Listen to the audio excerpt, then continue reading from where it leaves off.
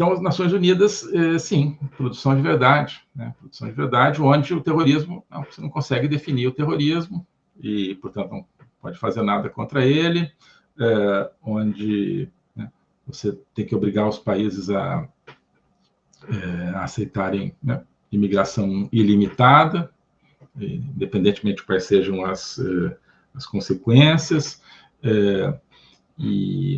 né, e cada vez mais a produção da verdade no seguinte sentido. Olha, o grande desafio da humanidade, a grande ameaça é a mudança climática.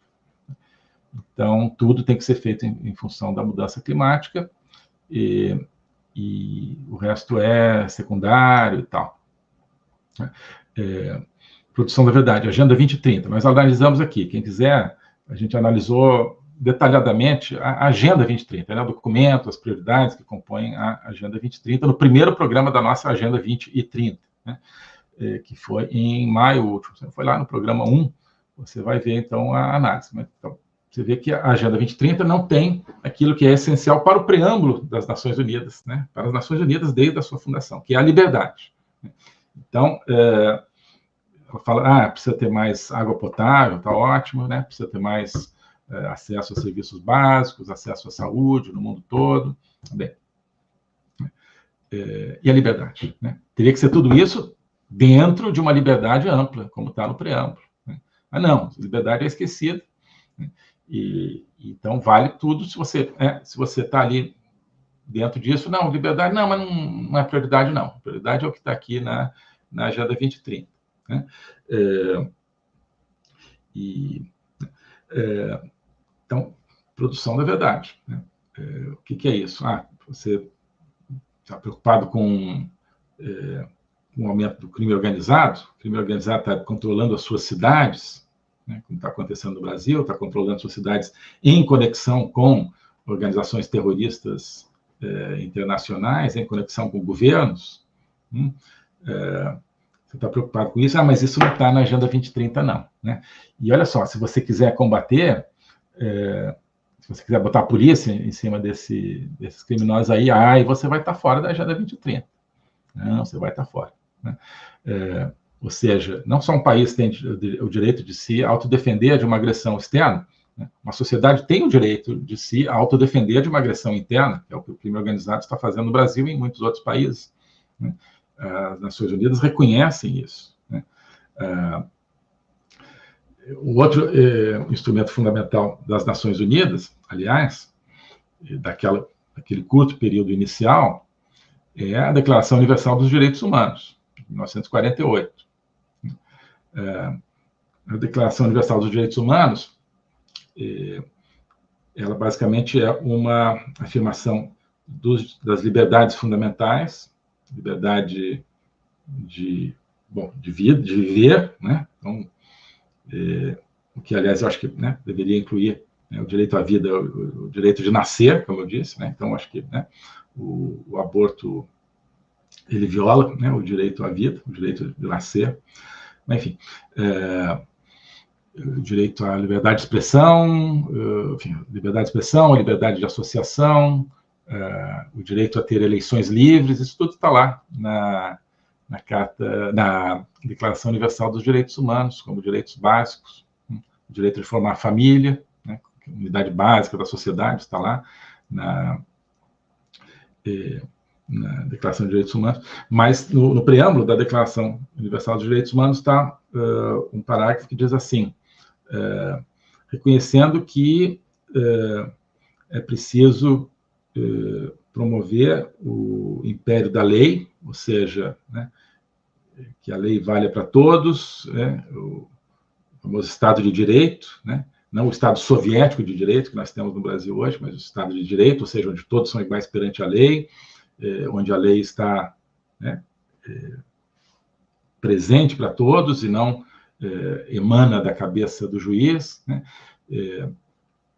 Isso é o Estado de Direito, e reconhecendo, olha, quando não impera o Estado de Direito, os povos têm direito, como último recurso, à rebelião para defender as suas liberdades, né? Então, isso é algo que também é muito, muito importante e que está esquecido, mas as Nações Unidas em um dos seus documentos fundacionais,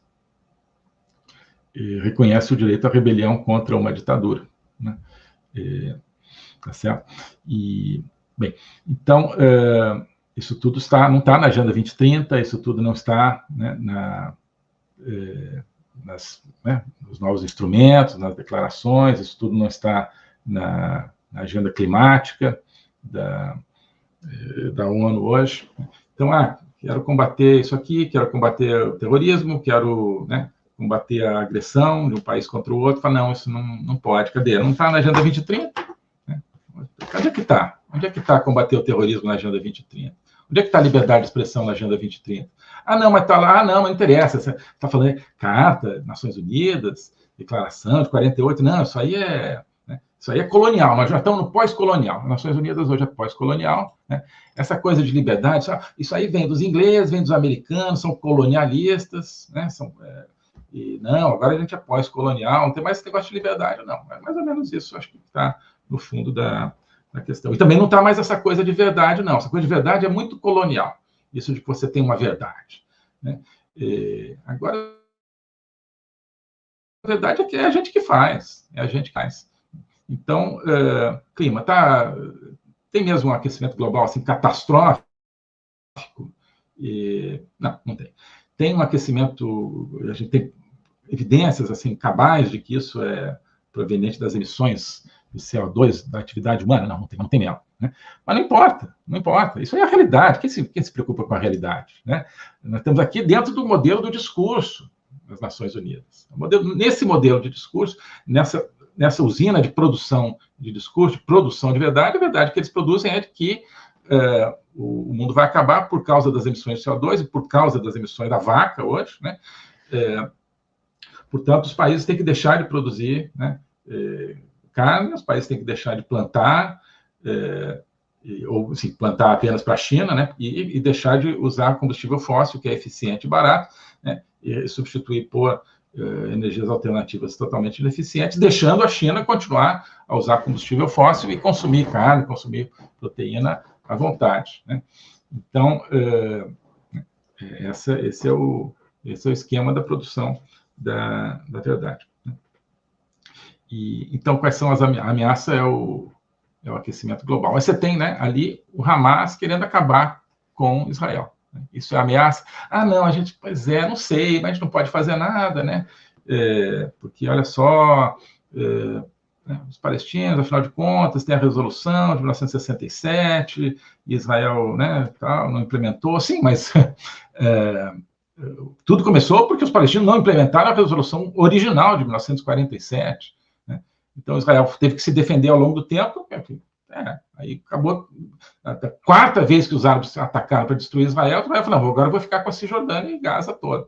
Depois saiu unilateralmente de Gaza e de parte da Cisjordânia. Estava disposta. Bom, isso é outra questão, né? Já temos visto aqui a questão histórica.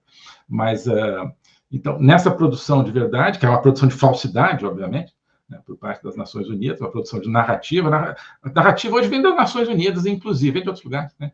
Mas as Nações Unidas deixou de buscar a paz. Ela é uma produção de narrativa, né? E nessa narrativa está o fato que Israel é mau. Israel é um ocupante de terras nas quais eles não têm direito, é mau e tal. E, no fundo, o Hamas, a gente tem que entender porque estão ali e tal. Tentando defender o direito deles, então temos que entender. Isso é a narrativa que, de alguma maneira, decorre das Nações Unidas. Então, qual é o outro inimigo que eles identificam? Os conservadores, no fundo, né? Todo mundo que quer a implementação da Carta original das Nações Unidas. Essa é uma das definições do conservador hoje no mundo, né?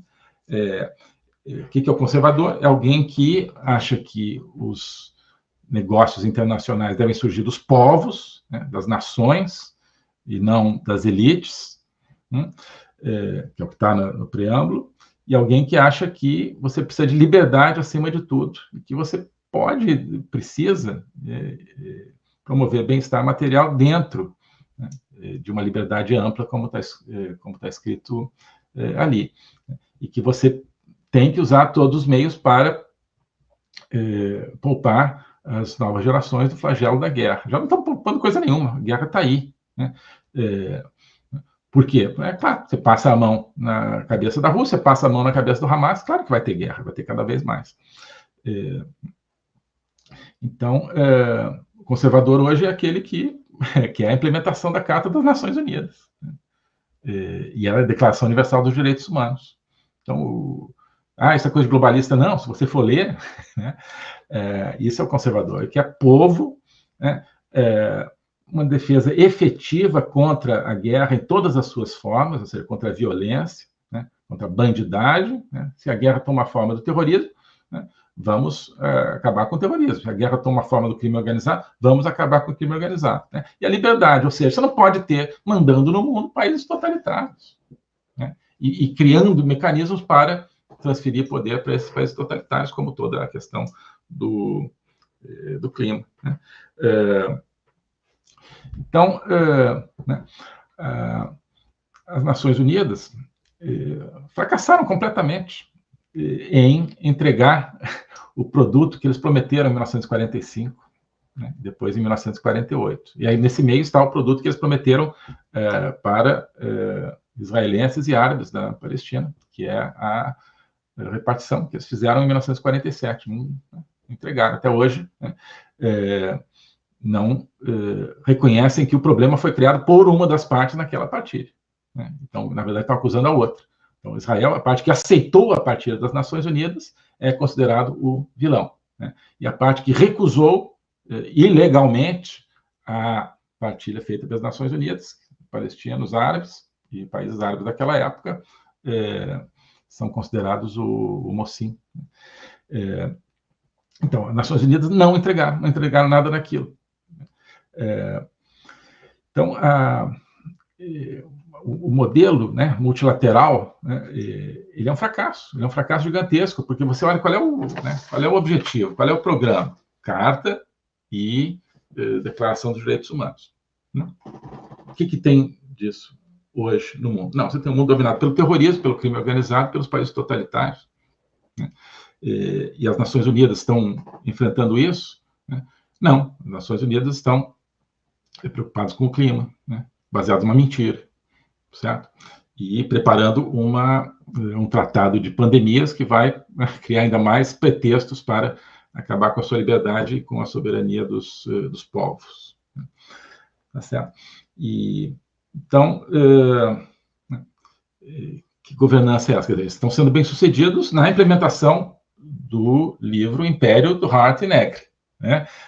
Nações Unidas está sendo bem-sucedida na implementação de uma governança, né, do comunismo do século XXI, onde o poder está com quem produz a verdade. Ela está fazendo esse papel de ser um dos principais atores, um dos principais produtores de verdade, né? Toda a mentirada que sai dali, né, toda a narrativa que sai dali, ela favorece os poderes totalitários, ela favorece o terrorismo, favorece as elites transnacionais, favorece o crime organizado, né? E que atuam em conjunto, né? Então, só para terminar, esses atores todos atuam em conjunto e todos eles, de alguma maneira, utilizam as Nações Unidas para os seus objetivos, né? O eixo totalitário, China, Rússia e Irã, os terroristas, o crime organizado, né, inclusive o crime organizado na América Latina, e os, enfim, megabilionários,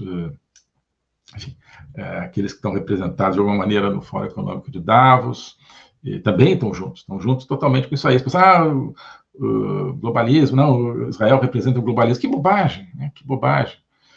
Você tem Jorge Soros está do lado do Hamas, embora seja judeu, mas, enfim, a questão é que ele é globalista, ele faz parte do sistema. O globalismo o terrorismo está atacando o globalismo? Não, né? O terrorismo está totalmente junto com o globalismo, que a gente vê na América Latina o tempo todo. Bom, então é isso, tá? Queria chamar a atenção para esse contraste entre o que as Nações Unidas prometeram e o que elas estão entregando. O que elas estão entregando é um mundo exatamente não, né? Mas um mundo extremamente parecido com aquele mundo de 1945 que as Nações Unidas foram criadas para justamente superar. E isso não acontece por acaso, isso acontece por uma programação de poder, cujo cerne a gente lê nos trabalhos dos marxistas, que é a questão do controle do discurso, do controle da linguagem e da produção da verdade. Tá bem? É isso que eu queria passar hoje. Então, vamos aqui para a nossa conversa. O globalismo existe, é uma coisa concreta. Ele é composto pelo Great Reset, do Fórum Econômico Mundial, pelo projeto hegemônico da China, pelo programa de manipulação e conquista da América do Sul pelo Foro de São Paulo e outros elementos. E esses elementos, eles atuam uns em benefício dos outros, sempre, principalmente através do controle da linguagem, porque o controle da linguagem é o controle do nosso pensamento. Então nós estamos tendo o nosso pensamento reprogramado, e essa reprogramação vai contra a nossa liberdade, vai contra a essência do ser humano. Isso é o globalismo. Com base nesse estudo, nessa experiência, é que eu criei o curso de Logopolítica. Toda semana eu dou aulas sobre geopolítica, literatura, filosofia, cultura de um modo geral, tudo isso em conjunto formando um espaço de conhecimento que eu denomino a logopolítica, para nós não apenas entendermos a ameaça do globalismo, mas podermos nos contrapor a ela. Se você quiser entrar nesse projeto de conhecer o globalismo e enfrentar o globalismo, clique aqui